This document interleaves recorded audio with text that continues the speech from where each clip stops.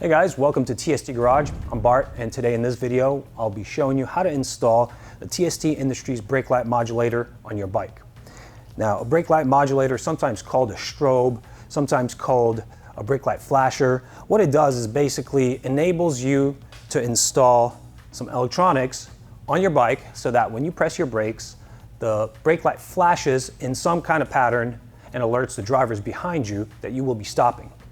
Our particular brake light modulator comes pre-wired to a plug that interfaces with a sub harness that we provide specific to your bike model that enables plug-and-play functionality with your bike. So that means that the installation is really fast and you can do it yourself.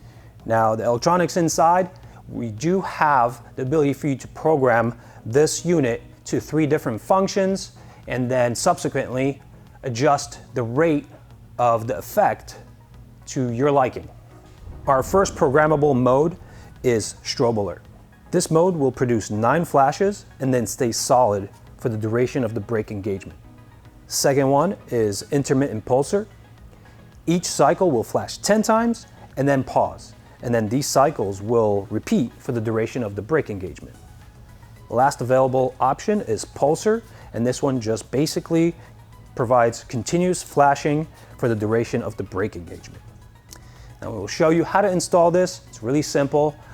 And then after the installation chunk, I will show you in detail how to get inside here, how to program the different modes, and how to alter the rate of those different modes. We did think about the safety of such devices during the design phase. So we decided to design this in a way that it will be a pass-through component.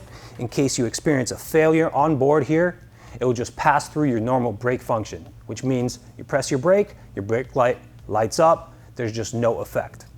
In case you do experience that failure, we do offer a warranty, so we have guys standing by in our support department that will take your call, email, Facebook message, whatever, and we'll get you replaced. And that's pretty much it. I'm really excited to show you guys just how easy this is to put on and configure. So let's get started. All right, for the purpose of this installation video, we got ourselves here a stock taillight Grom. Obviously, if you guys have opted for a TST Industries integrated taillight, the functions of the brake light modulator are already built into this unit. These are available in clear smoke lens. They are programmable. They have all of the functions of the brake light modulator. And in addition, they also have integrated signals with additional programming features for those lights. So if you're in the market for one of these or already got this, the brake light modulator is redundant and I don't suggest mounting it. So here we have our brake light modulator. We will be installing it on this bike with the dedicated sub harness for this particular bike. This makes connection very easy. It's all plug and play. It's contained here under the seat. Take the seat off, gain access, plug it in, zip it to the subframe, and we're good to go. So let's take the seat off. All right, with the seat off, we will identify the taillight wires and a cable shield going down along the right side of the frame down here and right around this area, center line of the battery to the right side is where these connectors are typically housed. There's a 3-conductor connector that looks like this. We will take it out to have access to it, and we will have to clear this locking feature out so that we can withdraw the connector from its mating plug.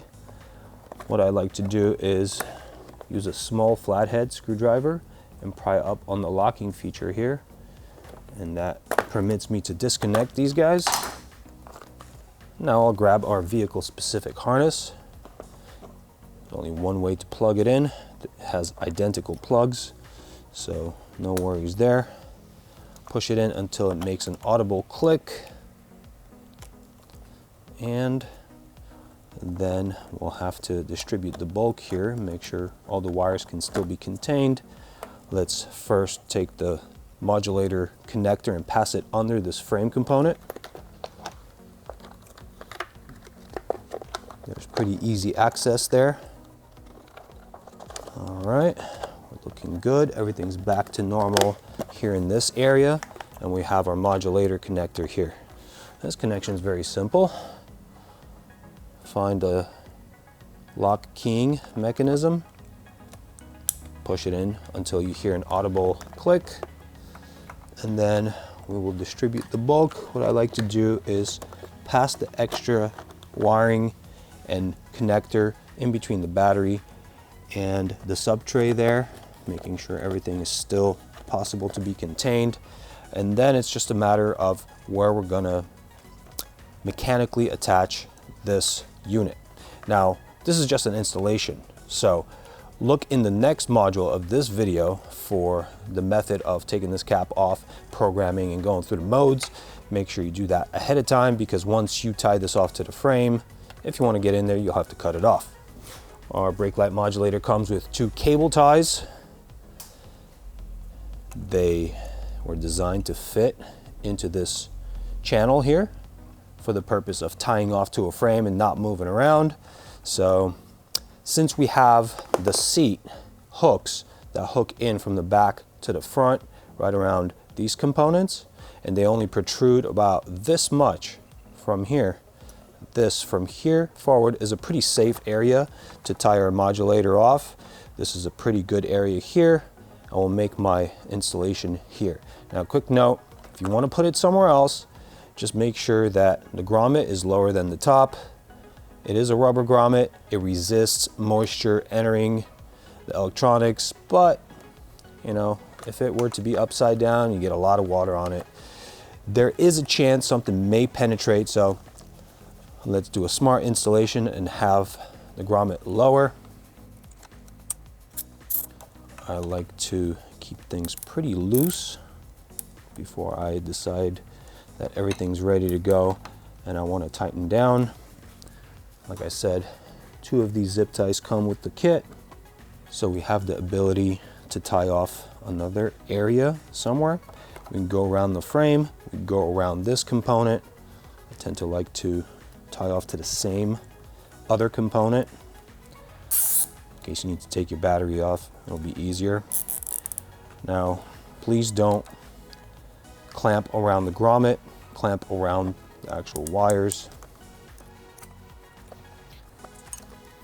Now I'm going to cinch it down, cut off the excess. I'm going to quickly test the system, make sure I have function, and in fact I do. So we are good to go here. It's simple as that. Replace the seat and we are good to go. For mode selection and rate adjustment, we will need to get inside this capsule to access the electronics. These 2 Phillips head screws will need to be removed. What I like to do is unscrew them until they disengage from their receiving threads and leave them in the cap. Otherwise, it's pretty easy to lose them. If we pull them off with the cap, they are self-captive. All right, now we'll identify the parts here.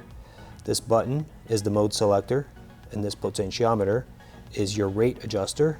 Clockwise is faster, counterclockwise is slower. Let's first do our selection of modes.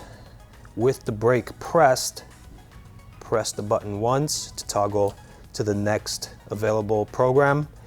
Now the brake does have to be pressed so that the unit powers up, otherwise you won't be able to make the selection.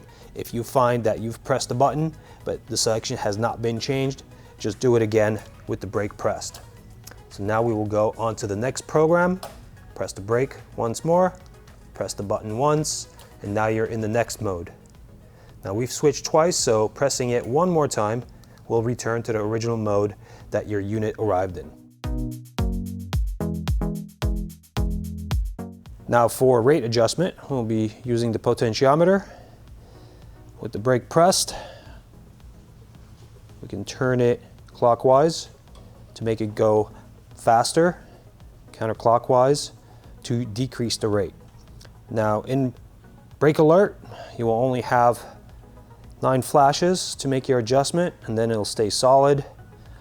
This one doesn't actually lend itself to really fast flashing at the top of the range. bottom of the range is unusable. So I like to set it somewhere towards 3/4 to maybe 80% clockwise, and that does it for me. Now if we change to the next one, this one is pulsar, and this one just keeps on flashing, so I like to have it going pretty fast here. Choice is really up to you. If you want to explore the next mode, we have the intermittent pulsar. This one to me belongs somewhere close to the top of the range, makes it the most visible. But again, freedom means choice. The decision is ultimately up to you. Once you're done with your adjustment and you're where you want to be with all your modes and rates, replace the cap, turn the screws back in, and it really is just that simple. Replace your brake light modulator in the space that you decided to keep it, and you're good to go.